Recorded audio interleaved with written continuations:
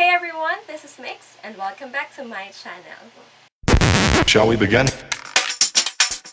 Hello guys, kamusta kayo? I hope you're all doing fine. Well, today's video is about Nature Essentials Organic Hydrating Matte Lipstick. Meron na akong video before na lipstick ng Nature Essentials and I showed you guys two shades, Sweet Charm and Luscious Lift. So today, I'm gonna show you another two shades. I have here Pure Helen and Sultry Say. And the first shade is Pure Helen. Nakalagay din siya sa box, yung packaging na box, which I showed you guys before. What? And I'm sure you have seen this cute little bamboo stick over here, which is actually the lipstick.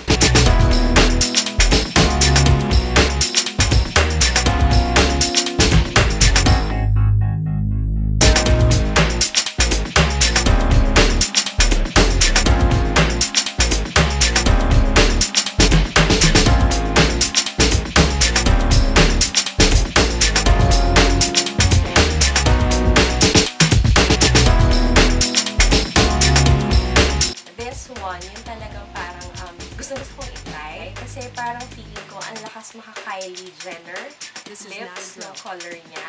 Though hindi naman ako masyadong, binihaya ng puffy lips. Gusto ko yung pagka-nude niya. Not very light, hindi very light. At the same time, hindi rin naman siya sobrang brown. Parang sa gitna lang. And this shade will suit any skin tone. Wala akong lip liner. I didn't apply lip balm before we apply the lipstick. And as you can see, yung shade and yung color payoff niya ay maganda sa aking lips. And walang crack. And very even yung color niya sa aking lips. Ito yung shade ng lipstick na mag-work on daytime and even on nighttime. Parang ito na yung favorite shade ng Nature Essentials. And the next shade is Sultry Say. It was named after a Pinay beauty vlogger na mahal nating lahat. None other than Miss Saint Yoko. Alam nyo guys, quick ano lang to, mabilisan chika lang. I met her once sa event. And starstruck syempre ako kasi totoo pala si Say. Tapos, medyo syempre tahimik lang ako kasi hindi pa naman kami close. Pero, nung nakatabi ko siya, tapos nakipag-chikahan siya sa akin, parang very humble siya, tapos very warm, yung hindi niya ipaparamdam sa'yo na parang hindi kita kilala, yung ganun, hindi, very chika siya, chikadora talaga siya. Tapos, kaya nag-enjoy ako, hindi nakakailang, kasi masarap siyang kasama, dahil madaldal nga siya, tapos ipaparamdam niya din sa'yo na very warm ang pagtanggap niya sa'yo. Kaya, hindi na rin ako nahiyan. Pag-chikahan ako. Let's now move on to the lipstick.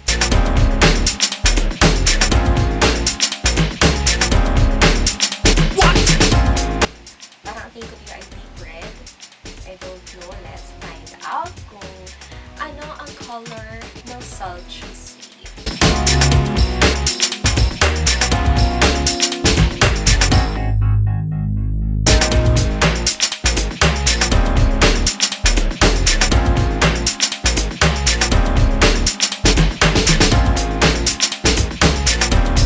This color is, I think, darker than the Sexy Amanda shade. Kasi yung Sexy Amanda shade is like a bright red shade.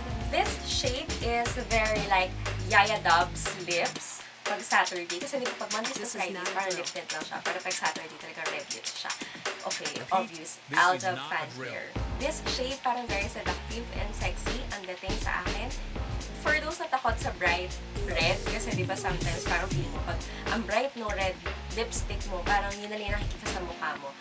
I suggest you go for darker shades. Kasi parang mas, mas, for me lang to para sa akin, mas toned down siya tingnan compare sa bright. Again, that's your personal opinion.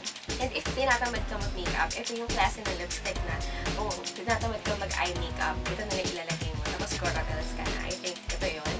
And what I like talaga about Nature Essentials Hydrating Matte Lipsticks is kahit matte nga siya, hindi siya flat matte. Para siyang creamy matte. Hindi lang siya creamy tingnan, pero creamy din siya sa pakiramdam. As in, hindi siya yung parang nagka-crack agad sa lips. Hindi eh. Maano siya, creamy siya. Pero if you wanna know more about this lipsticks, more details, please don't forget to visit my blog. It's www.micsemotions.blogspot.com. I like these two shades kasi parang kahit sino pwedeng gamitin, kahit anong skin tone. Tapos, kahit saan ka pupunta, either formal or lalabas lang, wow, lalabas ka na lipstick. If you want something safe, if you want something simple, but then will give you a nice color on your lips, then go for this Pure Helen. Kasi hindi siya yung nude na mapunta. Siya yung nude na may parang may hint of pink undertone. Ganon. Very Kylie Jenner nga. And if mahilig ka sa red, you must not miss this Sultry Fade. Kasi ang ganda ng pagka-red niya. Yung pagka-red niya, yung parang nagbibigay ng extra sophistication. I don't know if that's correct. Or parang nag-add ng attitude sa yung total look. And I really love this shade of red. And if you want to see the lip swatches of Sweet Charm and Luscious Lips, I'll put the link here or here. I'll put the link here para mapanood nyo. And if you have comments, review requests, you may put them down on the comment section below. Or if you have other inquiries and mahihain ka, you can email me at mixemotions@gmail.com para dalawa na tayo mag-usap. Anyway, thank you guys for watching this video and I hope to see you again on my next. Anyway, thank you guys for watching and I hope to see you again on my next video. Bye guys! This is not a drill.